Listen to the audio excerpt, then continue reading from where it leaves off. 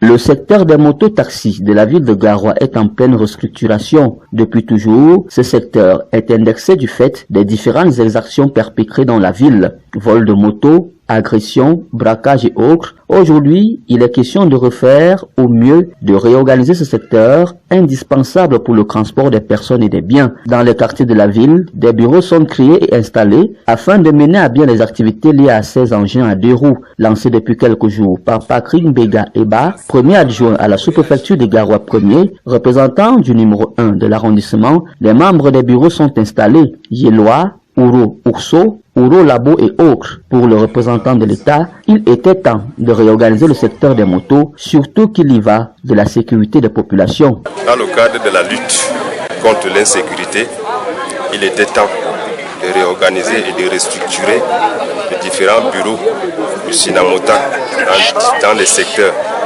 notamment en ce qui concerne l'arrondissement de Garoua. Structurer ces bureaux-là, non seulement dans le cadre de l'exercice de leur métier, mais aussi pour concourir à la sécurité, notamment à travers la collaboration avec les forces de maintien de l'ordre et l'administration. Pour le président régional, initiateur du projet, la présence des bureaux dans les quartiers est plus que salutaire. Elle permettra sans aucun doute de mieux gérer cette activité qui allait déjà dans tous les sens. Bon, vous avez constaté vous-même avant, on faisait les grandes réunions, on rassemblait beaucoup les gens, mais le message ne passait pas comme on voulait. Donc on fait maintenant chaque quartier pour essayer de toucher tout le monde, pour essayer de sensibiliser tout le monde.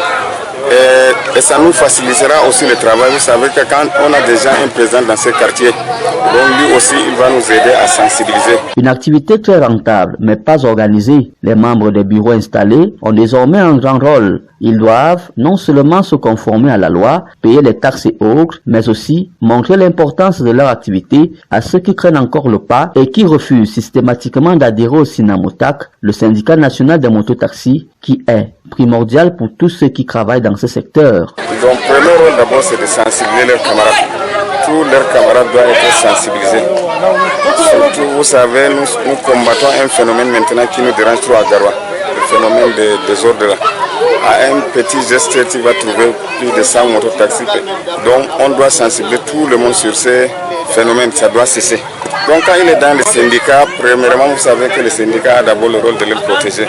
Il est d'abord protégé. Et puis, quand il est dans le syndicat, c'est lui maintenant qui va transmettre les sensibilisations. Ce n'est pas qu'on va lui chercher encore plus sensibiliser. Donc, il va nous aider maintenant à sensibiliser les autres.